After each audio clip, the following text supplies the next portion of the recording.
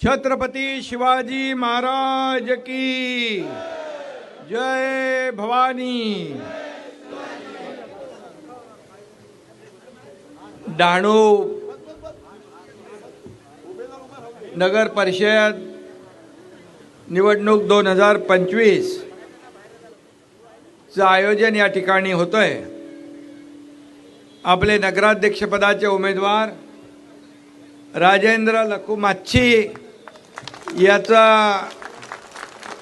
मी स्वागत करतो आणि आपले दुसरे उमेदवार जागृती जतीन मायावंशी, भावेश व्रजलाल देसाई, किरण चिमनभाई पटेल, लक्ष्मी विशाल मोरे, अस्मिता संतोष भारी, दीपेश छगन राजपूत, माधुरी हरेश दोडी, अशोक पाल्या माच्छी, रश्मिता राजू धोडी, सविता जयप्रकाश बुजड, सईद रशीद शेख, आशा अरुण फाटक, वरुण राजा राजेश पारेख, आदेश शिनवार धांगडा, कृपाली जितेंद्र पाटील, चंद्रकांत लक्ष्मण खुताडे, रेखा अतुल माळी, कीर्ती आनंद मेहता, शमी निजामुद्दीन पिरा, धर्मेश राजेंद्र माच्छी, स्नेहा वैभव मर्दे, बिजल बबला माच्छी, तन्मय शशिकांत बारी, आरती बाबू माच्छी, संतोष सोमा पवार। झाले काय?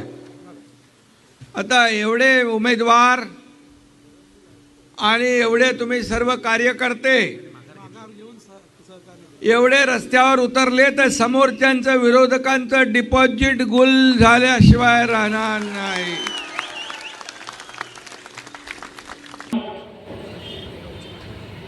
आगामी डहाणू नगर परिषद 2025 निवडणुका आहे 2 तारखेला जाहीर झालेल्या आहेत। आपण सगळे त्याच्या प्रचारानिमित्त आपण सगळीकडे उपस्थित झालो आहोत।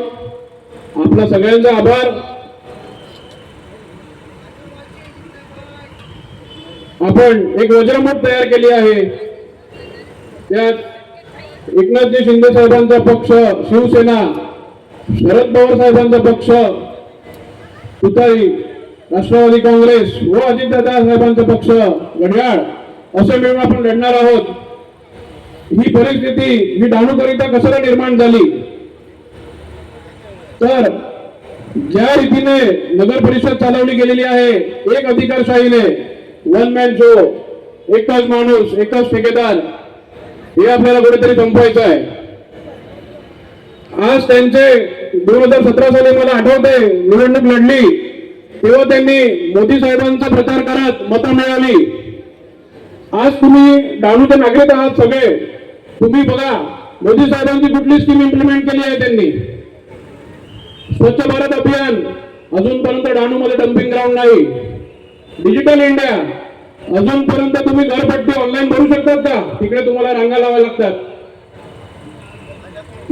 करप्शन फ्री इंडिया तुम्हाला माहिती आहे नगरपालिकेमध्ये काय चालू आहे, कशी काय फायली हलतात। असे स्मार्ट सिटी आज डहाणूसाठी तुम्ही साधी नगरपालिका बनवू शकले नाही। आज नगरपालिका भाडेतत्वावर चालते आहे। मग तुम्ही मोदी साहेबांच्या नावावर मतं घेतली आणि कुठली स्कीम एक्झिक्यूट केली, कुठली इम्प्लिमेंट केली का? कुठली कार्य तुम्हाला काय वाटते झाली आहे का? मग तुम्ही त्यांच्या नावावर फक्त मतं मागणार। यावेळी असं होऊ देऊ नका। फक्त कमळच्या नावावर ते लोक मतं मागतील, रात्री प्रचंड पैसा वाटतील, पण आपण सगळ्यांनी त्या आमिषाला बळी पडू नये। तुमच्या तळागाळात जो तुमचा नगरसेवक तुम्ही हात दाखवून त्याला थांबवू शकतात त्याला मतं द्या, त्याच्या घरी जाऊ शकतात त्याला मतं द्या। नाहीतर हे सगळे येतील कमळच्या नावावर निवडून येतील, कोण दिसणार नाही 5 वर्ष। मी तुम्हाला आताच सांगतो हे जी आमची फळी आहे हे लोकच आम्ही कामाला येणार आहेत। आज आपण राजूभाई माच्छी यांना नगराध्यक्षपदाची उमेदवारी दिली आहे।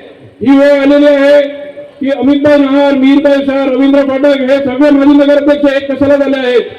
काहीतरी चुकीचं घडतं आहे। आपण सगळ्यांनी हे लक्षात ठेवलं पाहिजे। त्यांच्याकडे यंत्रणा असतील, पैसा असेल, सर्व असेल। आज आपण आपला सर्वसामान्य माणूस नगर परिषदच्या इलेक्शन मध्ये उभा आहे। त्यांच्याकडे एकच शिक्का आहे, तो आहे पैसा। त्याला बळी पडू नका। तो पैसा 2 दिवस चालेल। आम्ही 5 वर्ष चालणारी लोक आहोत। आम्हाला तुम्ही थांबवा, आम्हाला कामं सांगा। आम्ही नाही केली तर आमचे वरिष्ठ लोक आहेत त्यांना सांगा, आमच्याकडे कामं करून घ्या, पण मतं आम्हालाच द्या। मी तुम्हाला सगळ्यांना अनुरोध करतो की सगळ्यांनी 2 तारखेला ही जी मजरमूट तयार झाली आहे, आपले नगराध्यक्ष पदाचे उमेदवार राजूभाई मागची व खाली जे उभे आहेत नगरसेवक पदावर सगळ्यांनी 3 मतं द्यायची आहे. तुम्हाला घरोघरी जाऊन ते समजावं लागेल. आज त्यांचे 2017 सालीचे जे नगरसेवक निवडून आलेले आहेत, कमीत कमी 8 नगरसेवकांना त्यांनी पुन्हा तिकीट दिली नाही. कशाला काय कारण असेल ना? त्यांचा परफॉर्मन्स काय आहे सगळ्यांना माहिती आहे. 8 नगरसेवक त्यांनी ठेवलेले आहेत, त्यांना तिकीट परत नाही दिली.